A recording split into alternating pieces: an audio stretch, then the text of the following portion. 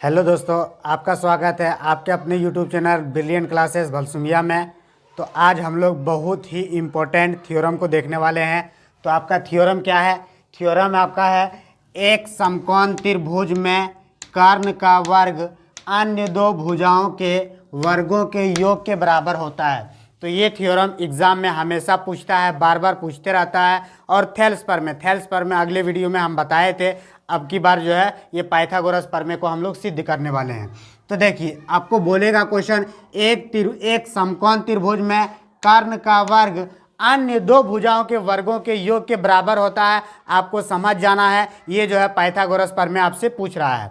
चलिए, तो सबसे पहले हम लोग क्या करते हैं, एगो समकोण त्रिभुज को बनाते हैं। क्योंकि समकोण त्रिभुज में बोल रहा है तो सबसे पहले एक समकोण त्रिभुज को बनाते हैं। तो इस तरह से जो है कुछ समकोण त्रिभुज को बनाए हैं। ये देखिए, ये आपका समकोण त्रिभुज ए बी सी बना दिए हैं। ए बी सी, ये ए बी सी जो है एक समकोण त्रिभुज बनाए हैं। चलिए, तो सबसे पहले क्या क्वेश्चन में दिया है उसके बारे में हम लोग लिखते हैं। तो देखिए क्या दिया है, तो त्रिभुज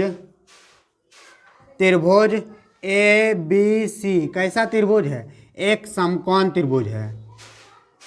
त्रिभुज ए बी सी एक समकोण त्रिभुज है। चलिए, जिसका कोण भी क्या है?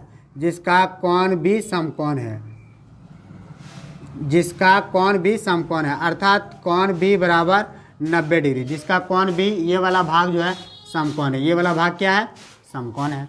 चलिए आगे देखते हैं क्या सिद्ध करना है। तो लिख दीजिए, सिद्ध करना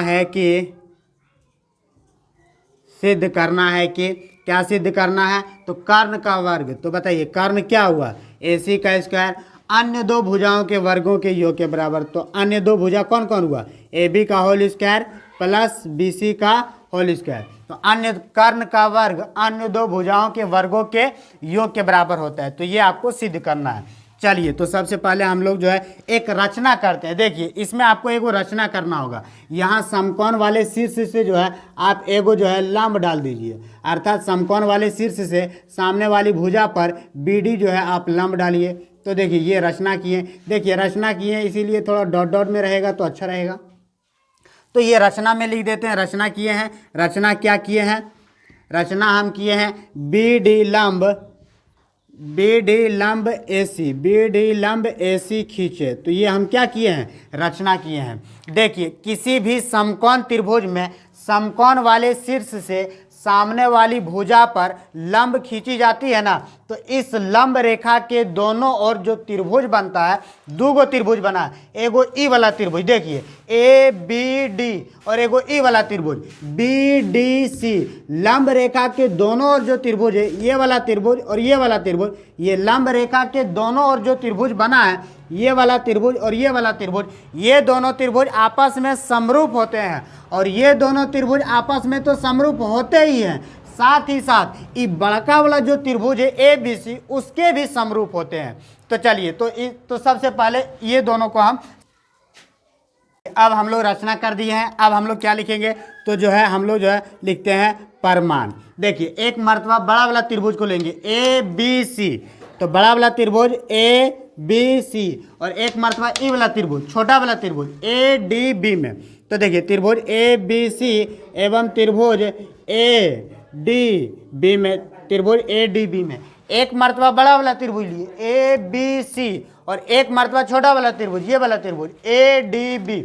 देखिए, बड़ा वाला त्रिभुज ABC में जितना डिग्री कोण A होगा, छोटा वाला त्रिभुज ADB में बड़ा वाला त्रिभुज ABC में जितना डिग्री कोण A होगा, छोटा वाला त्रिभुज ADB में उतना ही डिग्री कोण A होगा। कैसे बराबर होगा दोनों जी? तो उभयनिष्ठ से दोनों क्या हो जाएंगे? बराबर हो जाएंगे। बड़ा वाला त्रिभुज में कोण A और ई वाला त्रिभुज ADB, छोटा वाला त्रिभुज में कोण A बराबर हो जाएगा। कैसे? तो उभयनिष्ठ। अब देखिए, बड़ा वाला त्रिभुज में जितना डिग्री कोण B होगा, देखिए त्रिभुज ABC में जितना डिग्री कोण B का मान होगा, ई छोटा वाला त्रिभुज में उतना ही डिग्री कोण D का मान हो जाएगा। कैसे, कितना हो जाएगा बताइए तो, प्रत्येक 90 हो जाएगा। अब ये दोनों त्रिभुज आपस में क्या हो गए, समरूप हो गए। बड़ा वाला त्रिभुज ए बी सी एवं छोटा वाला त्रिभुज ए डी बी आपस में क्या हो गए, समरूप हो गए। चलिए यहाँ समरूप लिखना है, समरूप हो गए। देखिए त्रिभुज ए बी सी समरूप हो गया त्रिभुज ए डी बी। कैसे समरूप हो गया, तो एंगल समरूपता से ये दोनों त्रिभुज आपस में समरूप हो गए। एगो एंगल उभयनिष्ठ से बराबर और एगो एंगल प्रत्येक 90। किसी भी दो त्रिभुज को समरूप करने के लिए कम से कम दो गो कोण का मान समान हो जाता है, तो दोनों त्रिभुज आपस में समरूप हो जाते हैं। अब देखिए, अब आप जानते हैं दो समरूप त्रिभुजों के, देखिए दो समरूप त्रिभुज के संगत भुजा का अनुपात क्या होता है, तो समान होता है।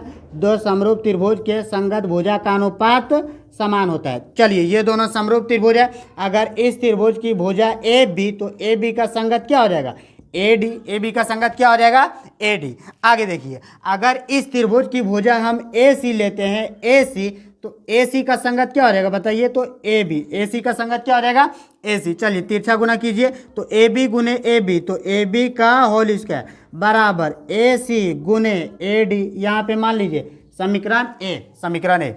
चलिए फिर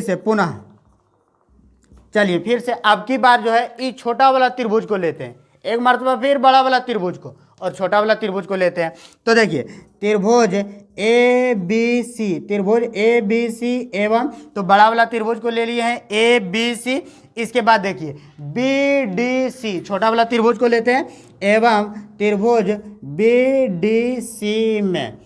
तो देखिए बड़ा वाला त्रिभुज में जितना डिग्री कौन सी होगा, बड़ा वाला त्रिभुज ए बी सी में जितना डिग्री कौन सी होगा, छोटा वाला त्रिभुज बी डी सी में उतना ही डिग्री कौन सी होगा। ध्यान से देखिए, बड़ा वाला त्रिभुज ए बी सी में जितना डिग्री कौन सी होगा, छोटा वाला त्रिभुज बी डी सी में उतना ही डिग्री कौन सी होगा। कैसे, तो उभयनिष्ठ।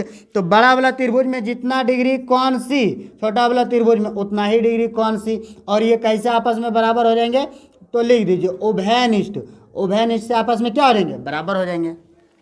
देखिए बड़ा वाला त्रिभुज ए बी डी में जितना डिग्री कौन बी होगा, छोटा वाला त्रिभुज बी डी सी में उतना ही डिग्री कौन डी होगा। तो इस कोण को भी बराबर कीजिए। बड़ा वाला त्रिभुज ए बी सी में जितना डिग्री कौन बी, छोटा वाला त्रिभुज बी डी सी में उतना ही डिग्री कौन बी। तो ये कैसे बराबर हो जाएगा बताइए, प्रत्येक 90। ये बराबर हो जाएंगे प्रत्येक 90। चलिए तो इन दोनों त्रिभुज में दो गो कोण का मान समान हो गया, तो ये दोनों त्रिभुज भी आपस में क्या हो गए, समरूप हो गए। तो बताइए ये दोनों त्रिभुज भी आपस में समरूप, त्रिभुज ए बी सी समरूप हो गया है त्रिभुज बी डी सी। कैसे समरूप हुआ है जी, एंगल समरूपता से ये दोनों त्रिभुज आपस में क्या हो गए, समरूप हो गए।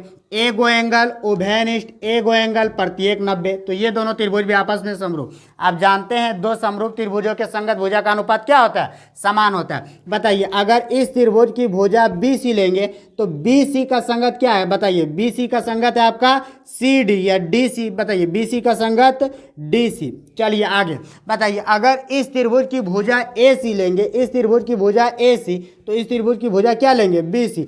आपके मन में एगो क्वेश्चन जरूर आ रहा होगा कि आप ए सी क्यों लिए हैं, आप ए बी क्यों नहीं लिए हैं। देखिए नीचे अगर हम यहाँ जो है ए सी लिए तब इस ए सी लिए तो इसका संगत बी सी, तो नीचे बी सी आएगा। तो तिरछा गुना करेंगे तो बी सी गुने बी सी क्या हो जाएगा, बी सी गुने बी सी, तो बी सी का होल स्क्वायर आ जाएगा। और यहाँ होगा ए सी गुने डी सी। समीकरण 2, आपको बी सी का स्क्वायर निकालना है और यहाँ ए बी का स्क्वायर निकालना है। देखिए आपको सिद्ध करना है बी सी का स्क्वायर प्लस ए बी का स्क्वायर। तो ए बी का स्क्वायर निकाल लिए समीकरण 1 से और बी सी का स्क्वायर निकाल लिए समीकरण 2 से। अब दोनों समीकरण को क्या करेंगे, जोड़ देंगे। समीकरण 1 जोड़ 2 करने पर, देखिए समीकरण 1 जोड़ 2 करने पर समीकरण 1 में क्या है बताइए, समीकरण 1 में इधर है ए बी का स्क्वायर, ए बी का स्क्वायर। समीकरण 2 में इधर क्या है, बी सी का स्क्वायर। तो देखिए बराबर के इधर भी जोड़े हैं तो बराबर के उधर भी जोड़ना पड़ेगा। बराबर के उधर समीकरण 1 में क्या है, ए सी गुने, चलिए ए सी गुने ए डी। उम्मीद करते हैं कि समझ में आ रहा होगा। प्लस समीकरण 2 में बराबर के उधर क्या है बताइए, AC गुने DC, AC गुने DC। अब चलिए इधर क्या है, तो AB का स्क्वायर प्लस BC का स्क्वायर बराबर, यहाँ भी AC यहाँ भी AC, AC को खींच लीजिए बाहर, तो बचा है क्या, AD plus DC, AD plus DC। चलिए AB का होल स्क्वायर प्लस BC का होल स्क्वायर बराबर AC गुने, अब देखिए AD plus DC, AD plus DC, ध्यान से देखिए लोग, AD plus DC, AD plus DC बराबर क्या, तो AC, टोटल बराबर AC। तो देखिए AB का होल स्क्वायर प्लस BC का होल स्क्वायर बराबर बराबर क्या हो जाएगा, AC का होल स्क्वायर। और यही आपको प्रमाणित करने के लिए बोल भी रहा था, तो यहाँ जो है हम लोग इसे प्रमाणित कर दिए हैं। अगर मेरा वीडियो पसंद आता है तो इसे लाइक करें, सब्सक्राइब करें और हमारे साथ जुड़ जाएं। अच्छी अच्छी चीज़ों का नॉलेज हम आपको समय समय पर देते रहेंगे। जय हिंद।